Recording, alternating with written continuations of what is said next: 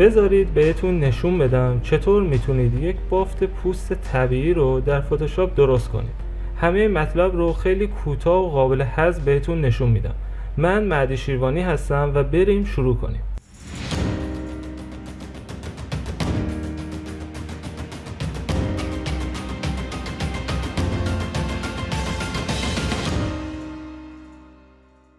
در قدم اول شروع میکنیم و تکسچر مورد نظر خودمون رو درست میکنیم. اول از همه میریم توی منوی فایل و بعد از اون یک داکیومنت جدید درست میکنیم. داکیومنت جدید ما باید 128 پیکسل در 128 پیکسل باشه. رزولوشن 72 پیکسل بر اینچ واسه ما کافیه. توجه کنید که حتما باید روی کالر مود RGB کالر و 8 بیت باشه، چون این فیلتری که میخوایم استفاده کنیم فقط روی 8 بیت جواب میده. قسمت بک‌گراندمونم میذاریم حالت کاستوم و بعد رنگشو که انتخاب میکنیم سر برایتنس 50% یا کد رنگی 80-80-80 که میشه خاکستری مطلق انتخاب میکنیم و اوکی رو میزنیم. گزینه کریت رو میزنیم و داکیومنت جدید خودمون رو درست میکنیم. دومین قدم ما استفاده از فیلتر مورد نظرمونه. میریم توی منوی فیلتر و فیلتر گالری رو انتخاب میکنیم. توی فیلتر گالری توی قسمت تکسچر و تکسچرایزر انتخاب میکنیم و گزینه تکسچرمون رو میذاریم سر سند استون. همونطور که میبینید ما یه گزینه اسکیلینگ داریم که اندازه تکسچر ما رو مشخص میکنه که ما در حال حاضر همون 100% میذاریم و ریلیف که بین گزینه 5 تا 10 جوابگوی عکساتونه بسته به سایز عکستون که من 7 برای من بهترین گزینه داخل این عکسی که دارم ادیتش میکنم. لایت یا نوری که روی تکسچر ما داره تابیده میشه و بر اساس عکسمون انتخاب میکنیم. توی عکس من نور اصلی ما یا مین لایت ما از بالا سمت راست روی صورت سوژه داره تابیده میشه، پس ما انتخاب میکنیم تاپ رایت و بعد از این گزینه اوکی رو میزنیم.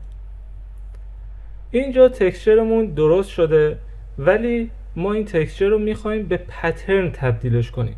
پس در قدم بعدی میریم سراغ ساختن پترن. از منوی ادیت گزینه دیفاین پترن رو انتخاب میکنیم و اینجا اسم پترن مورد نظرمون رو مینویسیم که توی پترن های ما گم نشه. پس من اینجا یه پترن اسکین تکسچر ساختم، مینویسم اسکین تکسچر و نورش هم از تاپ، از بالا و رایت در حال تابیدنه. اینو می نویسم که یادم بمونه این تکسچر پوست من بر اساس چه تابش نوری ساخته شده. اوکی رو میزنم. اینجا پترن ما ساخته شد. در قدم بعدی پترن خودمون رو اعمال میکنیم روی عکسمون. از این قسمت گزینه ادجاستمنت هامون ادجاستمنت پترن رو انتخاب میکنم و در این قسمت پترن مورد نظرم رو میذارم روی تکسچری که ساختم. اوکی رو میزنم. برای اعمال تکسچر پوستمون روی عکس باید از بلند مود استفاده کنیم. من از بلند مود سافت لایت استفاده میکنم. تو این قسمت از اوورلای تا هارد میکس یک سری بلند مودی داریم که باعث میشن که خاکستری مطلق ما حذف بشن و فقط روشنایی و تاریکی رو نگه دارن. چیزی که ما تو تکسچرمون داریم میخوایم روشنایی و تاریکی ها رو نگه داریم. پس من گزینه سافت لایت رو از بین این گزینه ها انتخاب میکنم. بعد از این یک کمی رو عکس زوم میکنیم تا اندازه تکسچر خودمون رو معین کنیم. من اگر بخوام اندازه شو اینجا تغییر بدم روی پترنمون دابل کلیک میکنم و در این قسمت میام اسکیلش رو کم و زیاد میکنم. بسته به عکستون باید این اسکیل رو انتخاب کنید. الان من تو همین اسکیلی که الان از 133 با این تکسچر اوکی رو میزنم. اگر تا اینجای آموزش خوشتون اومده حتما کانال رو سابسکرایب کنید و اون زنگوله کنارش هم روشن کنید تا پستای جدیدی که میذاریم براتون نوتیفیکیشن بیاد و با خبر بشید. خب پترن روی عکسمون اعمال شد، ولی تکسچر پوست ما به صورت فلت اعمال شده، به صورت صاف و یک دست اعمال شده روی عکسمون و هنوز کارمون تموم نشده. ما اول از همه باید بیایم با فیلتر لیکویفای این کار رو انجام بدیم، ولی قبل از اینکه بتونیم فیلتر لیکویفای رو روی این تکسچر خودمون اعمال کنیم باید لایه پترن خودمون رو رسترایز کنیم، یعنی از حالت پترن بودنش در بیاریم و به حالت لایه، یک لایه عکس تغییرش بدیم. پس روی این قسمت کلیک راست میکنم و گزینه رسترایز لایر رو انتخاب میکنم. بعد از این میتونیم فیلتر لیکویفای رو اعمال کنیم. میریم توی منوی فیلتر و لیکویفای. تو این قسمت گزینه شو بکدراپ رو بزنید و در قسمت اینکه از کدوم لایه استفاده کنه از لایه بکگراندمون میذاریم و گزینه مودش رو میذاریم بیهایند و اوپاسیتیش رو میتونیم کم و زیاد کنیم که دقیق ببینیم داریم لایه تکسچر رو روی صورت سوژمون اندازش رو فیت میکنیم. خب من زوم میکنم روی صورت و شروع میکنم به لیکویفای کردن لایه تکسچرم. با استفاده از کلید براکت چپ و راست میتونیم سایز این لیکویفای خودمون رو تغییر بدیم. من از قسمت پشتش شروع میکنم، تکسچر پوستمون رو میکشم و تو این قسمت پشت سوژمون میارم به طرف داخل که اون بودی که میخوام رو به من بده. تو بقیه جای عکس هم همین کار رو میکنم. الان من توی آموزش سریعتر اینجا رو رد میکنم و یک کمی بی دقت، ولی شما تو عکس اصلیتون باید دقت بیشتری به خرج بدید. خب من الان میتونم بیام از ابزارهای مثل بلوت استفاده کنم و جایی که از عکس من بیرون زدگی داره رو نگاه کنید، زوم میکنم که دقیق ببینید. نگاه کنید داره بود میده و این گونه ها رو میاره بیرون. این کار رو روی تمام جای عکسم انجام میدم، جایی که میخوام حالت بیرون زدگی تکسچر پوستم رو درست کنم. روی بینی،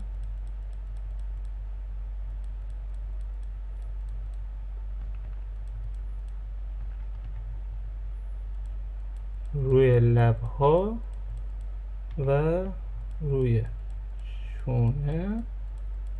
خب من هر موقع اگه دیدید که زیاد این کار انجام شد با یک کنترل زد درش میگردونید.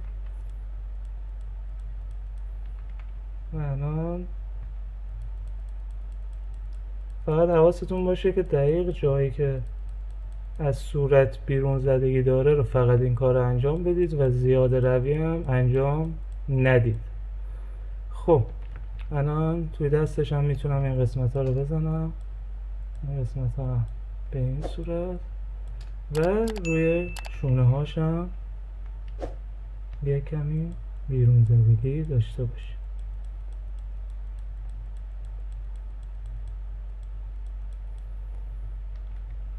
خب الان برای تو رفتگی های قسمت های مختلف صورتمون میتونم از ابزار پاکر استفاده کنم. ابزار پاکر رو انتخاب میکنم و میام قسمت های مثل دور چشم کمی زوم کنم قشنگتر معلوم بشه. الان شما با دقت بیشتری این کار رو انجام بدید. من سریعتر انجام میدم که زمان آموزش ما طولانی نشه.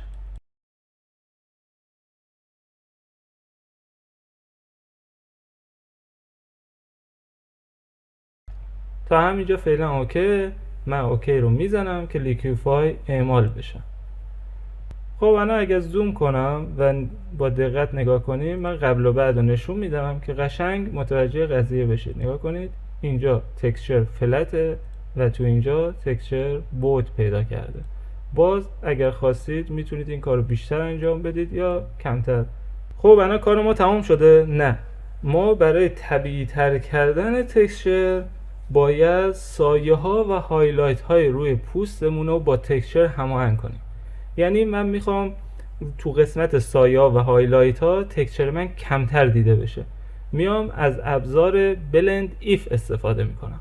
میریم تو قسمت FX و بلندینگ اپشن، میریم توی قسمت بلندینگ اپشن و بلند ایف و میگیم که این لایه ما رو بر اساس underlying layer، یعنی چی؟ یعنی لایه زیری خودش که عکس اصلیمونه، و از قسمت تاریکی و روشناییش واسه ما این تکسچر رو حذف کن یا نشون بده. من تو قسمت تاریکی میام حذفش میکنم. اگه دقت کنید میبینید تو این قسمت من میخوام تو تاریکی کمتر دیده بشه، ولی خب نمیخوام اینطوری خط بیفته. پس با نگه داشتن آلت و کلیک روی این براکت میتونم اینو دو قسمت کنم که فید شدنش رو قشنگ ببینید. و در قسمت هایلایت های عکسمونم دقیقا همین کار رو میکنم. من قسمت های هایلایت رو ببینید، این قسمت من آلت رو نگه میدارم قشنگ تکسچر من روی عکس من بشینه. اینم قسمت بلند ایف که با این تکنیک میتونیم تکسچر خودمون رو طبیعی تر کنیم. اوکی رو میزنیم.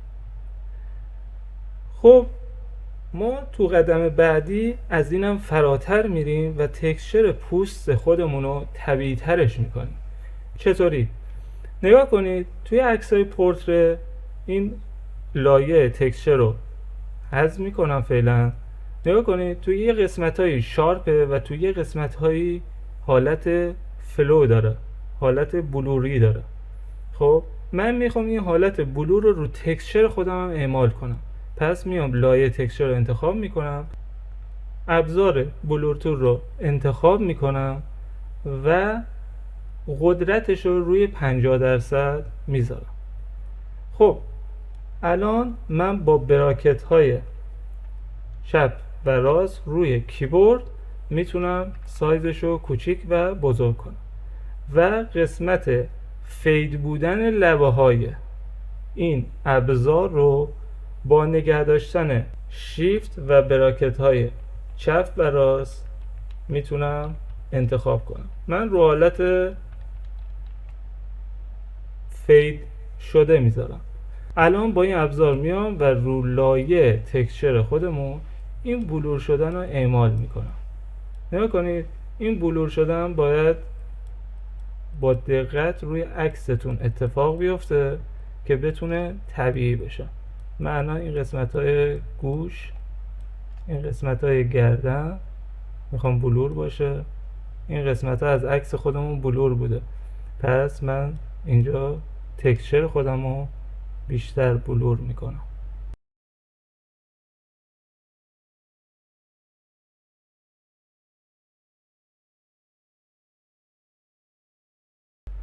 خب بعد از انجام این کار میریم و قسمت ماسک خودمونو و با زدن در پنل پروپرتیزش با زدن اینورت یا اینکه روی قسمت ماسک کلیک کنید و با زدن کنترل آی اینورتش کنید و کاملا سیاه بشه. ماسک سیاه یعنی چی؟ یعنی دیده نشود. خب من الان این ماسک رو گذاشتم که از کل عکس من حذف بشه و با براش سفید میام و اون قسمت هایی رو که فقط میخوام نشون بده رو برمیگردونم که قسمت های پوست صورتمه فقط.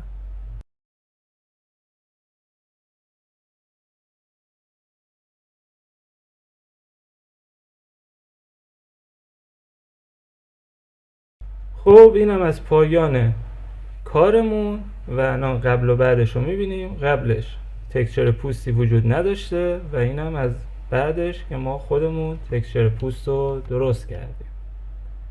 تا آموزش بعدی، بدرود.